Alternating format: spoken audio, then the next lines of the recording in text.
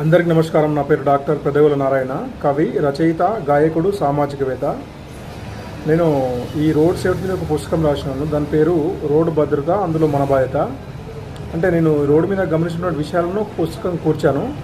అందులో ఈరోజు ఒక చిన్న టాపిక్ డిస్కస్ చేద్దాం. మనము రోడ్ల మీద గమనిస్తుంటాం, టూ వీలర్ పైన కానీ ఆటోల పైన కానీ వెళ్తున్నటువంటి ఏదైతే ప్యాసింజరు లేదంటే టూ వీలర్ పైన వెళ్తున్నటువంటి వాళ్ళు వెనక సీట్లో కూర్చున్నటువంటి వాళ్ళ వాళ్ళ వాళ్ళకి సంబంధించినటువంటి వాళ్ళ మిస్సెస్ కావచ్చు, వాళ్ళ అక్క చెల్లెలు ఎవరైనా కావచ్చు, అంటే స్టైల్గా వాళ్ళ యొక్క చున్నీ కానీ ఆ చీర కొమ్ము కానీ కిందికి ఇచ్చిపెడతా ఉంటారు.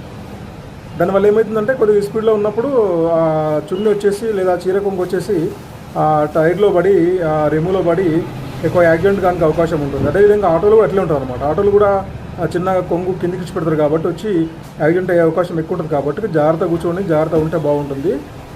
బండి మీద కూర్చున్నప్పుడు చాలా సర్దుకొని కూర్చుంటే బాగుంటుందని నా అభిప్రాయం.